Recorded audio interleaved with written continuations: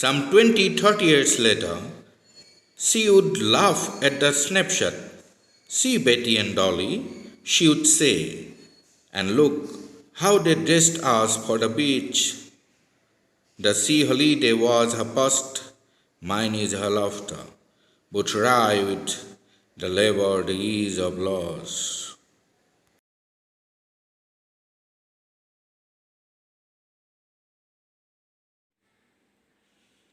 Now listen carefully to the paraphrase of a photograph of the second stanza. 20 or 30 years have passed since the photograph had been taken. আৰু এই সময়টো হৈছে ফটোগ্ৰাফখন তোলাৰ 20 পৰা 30 বছৰৰ পিছৰ কথা. Now at that period, whenever the mother looked at the photograph, she would laugh. আৰু 20 পৰা 30 বছৰৰ পিছত এই সময়ছোৱাত মাকে মাজে মাজে এই ফটোখনলৈ তেখেতৰ চকু গৈছিলে আৰু যেতিয়া তেখেতৰ চকু ফটোগ্ৰাফখনত পৰিছিলে তেওঁ তেতিয়া হাঁহি মাৰিছিলে. She used to point out to Betty and Dolly how they were dressed up by their parents for the sea holiday. আৰু যেতিয়াই বেটি আৰু Dolly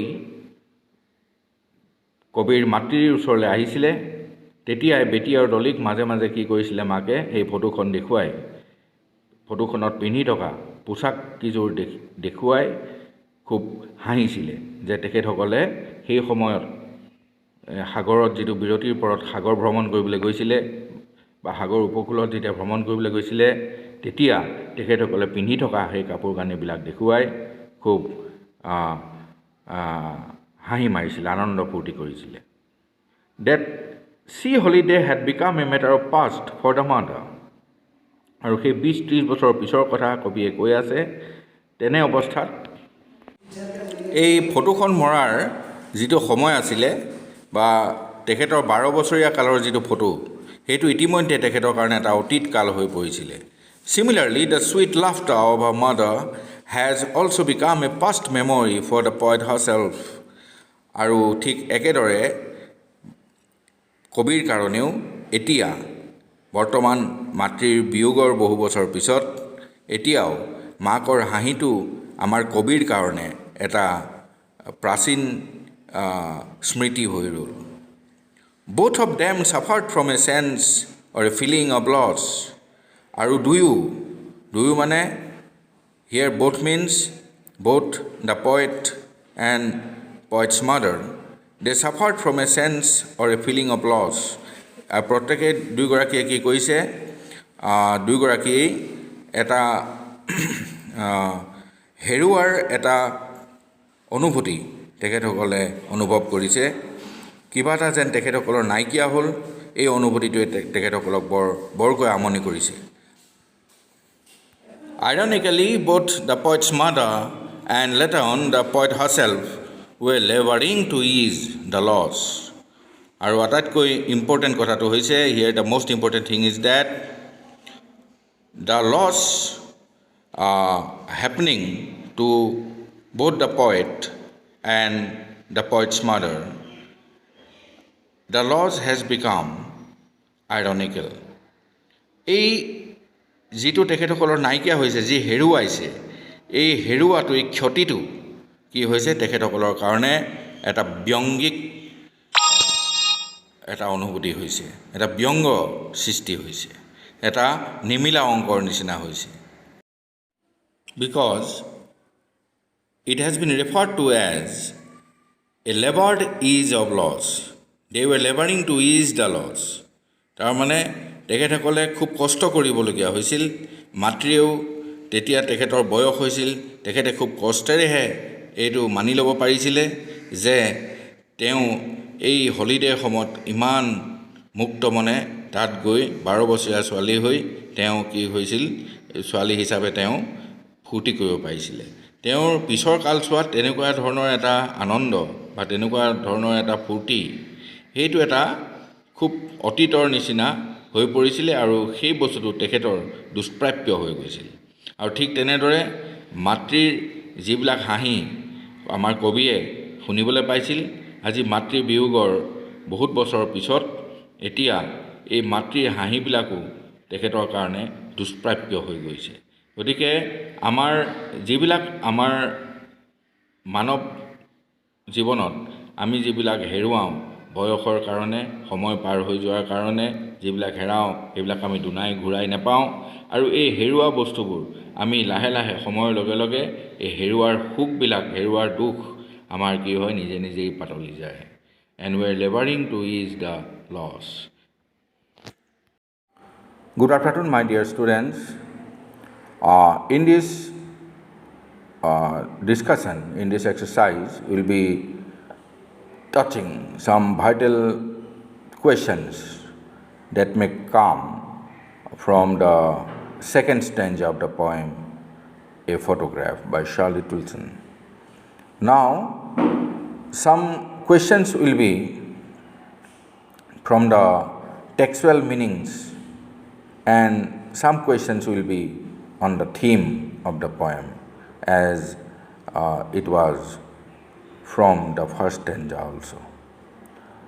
And I would like to invite all of you to be ready with your exercise books in which you'll have to write down the paraphrases as has been given through these videos, and also please note down the question and answers.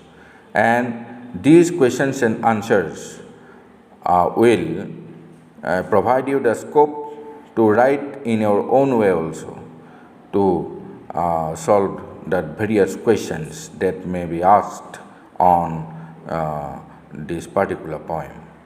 Hope you will be ready with your pen and paper. First of all, let us try some multiple choice questions. Question number 1. She in these lines stands for the narrator, her cousin, her aunt, her mother. Question number 2. Betty and Dolly were narrator's cousins, her sisters, her mother's cousins, her neighbors. Question number 3. What was her past, her memories, her youth, the sea holiday that she had enjoyed with her cousins, and last option, her childhood. Question number 4. The word both in these lines stands for the narrator and her friends, the mother and her cousins, the narrator and her mother, and the narrator and her neighbors. So please, in these particular multiple choice questions, I am not going to tell you the answers. The students will have to find out the answers themselves, and they should note it down, note the answers down on their respective exercise books.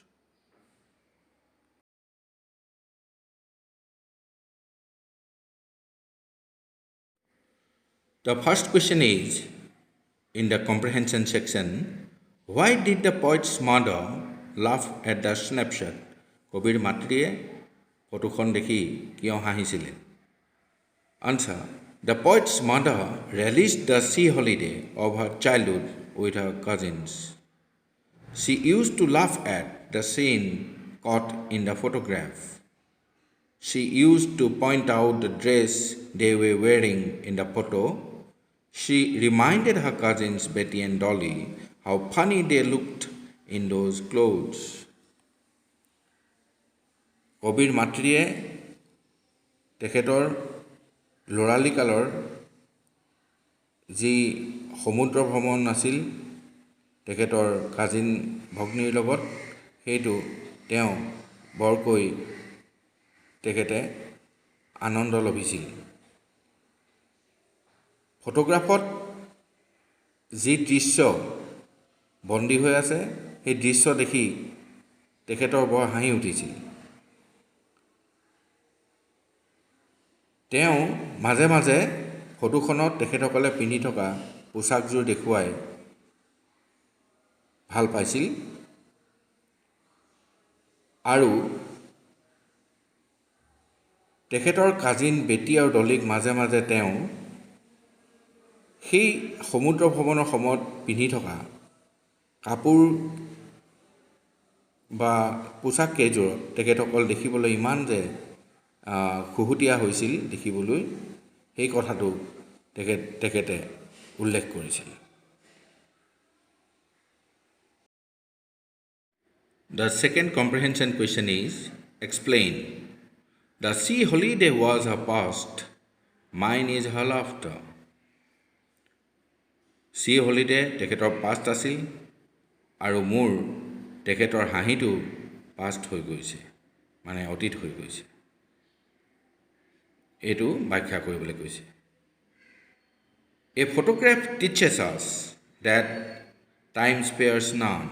We see how the photograph becomes older and the poet's mother also growing old until she finds that the sea holiday becomes a past in her life.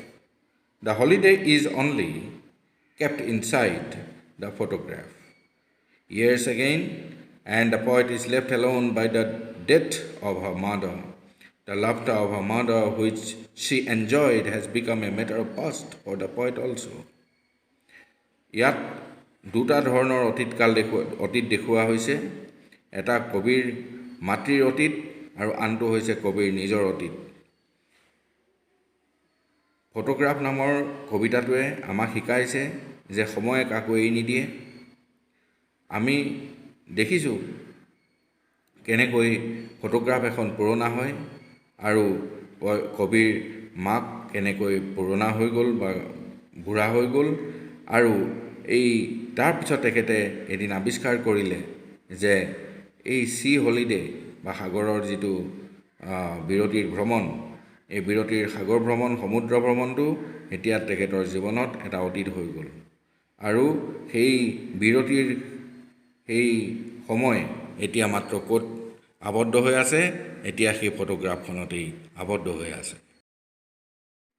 তাৰপিছত আকৌ দেখুৱাইছে যে সময় আকৌ পাৰ হৈ গৈছে, বছৰ আকৌ বাগৰি গৈছে আৰু কবি এতিয়া মাতৃৰ বিয়োগৰ পিছত অকলশৰীয়া হ'ল আৰু মাতৃৰ যি হাস্য, যি মাতৃৰ হাঁহি, যেতিয়া সেই হাঁহিবিলাক যেতিয়া তেখেত জীৱিত আছিলে, কবি খুব ভাল পাইছিলে বা খুব ৰস পাইছিলে, এতিয়া এই হাঁহিবিলাকো কি হৈছে, কবিৰ মাতৃৰ হাঁহি তেখেতৰ জীৱনত মাত্ৰ এটা অতীত ৰূপেহে এতিয়া থাকি গৈছে।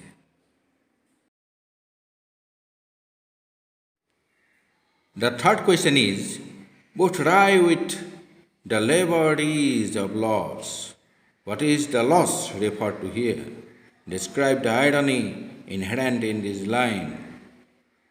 Here the loss is referred to the emptiness created by time in human life.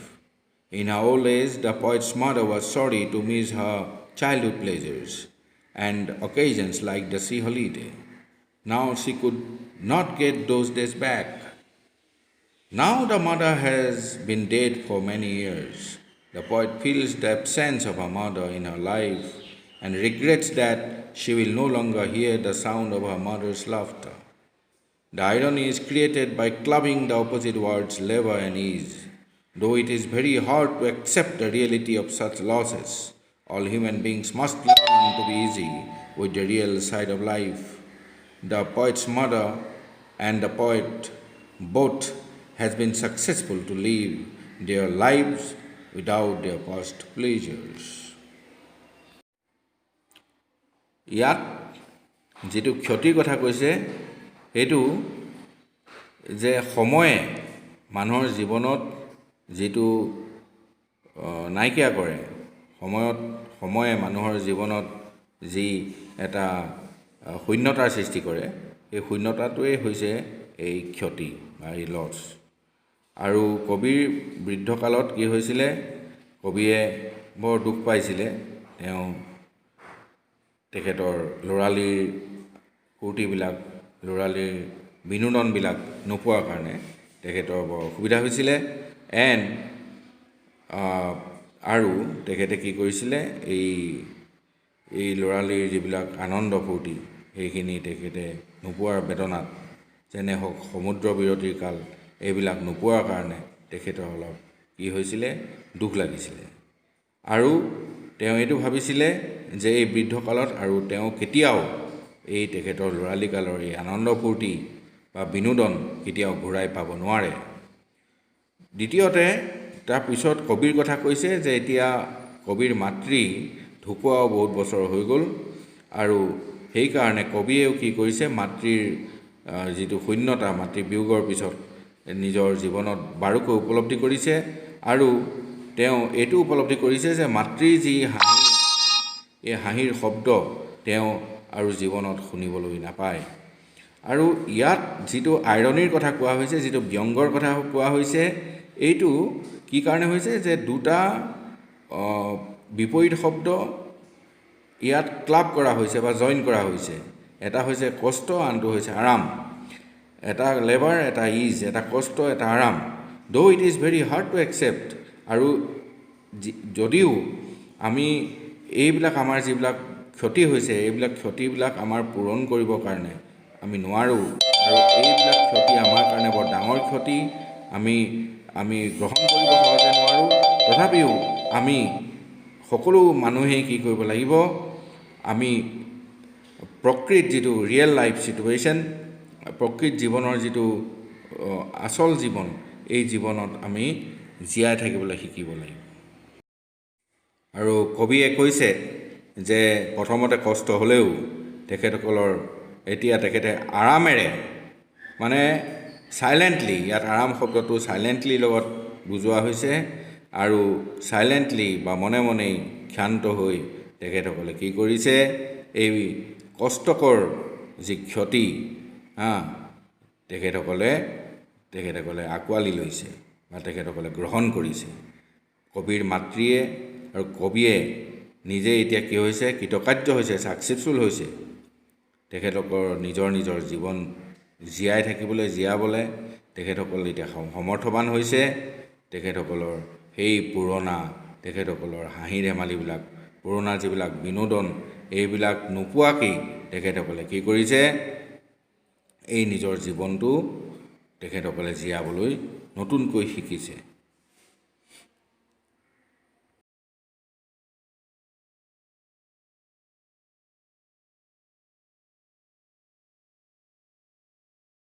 Dear students, I think you have already noted down the questions, and if not, you are going to note it down today itself.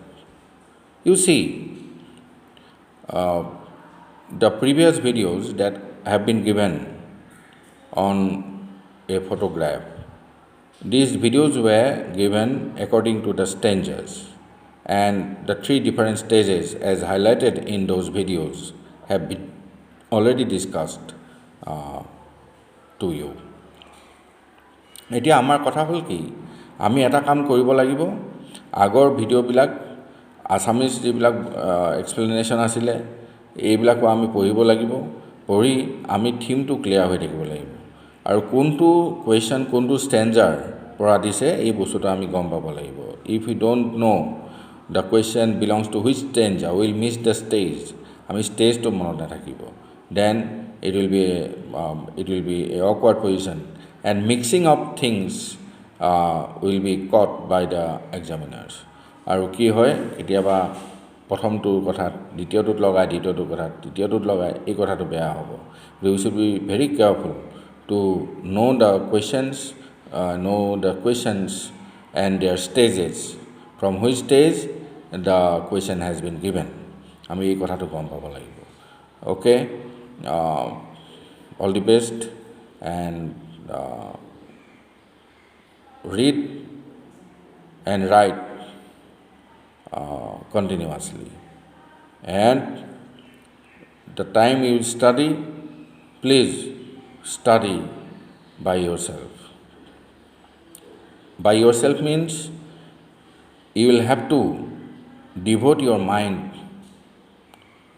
in your studies for the time you spend on your studies. কিমান সময় তোমালোকে পঢ়া সেইটো important নহয় কিন্তু কিমান সময় মন দি পঢ়া সেইটোহে ইম্পৰ্টেণ্ট। Until then, goodbye.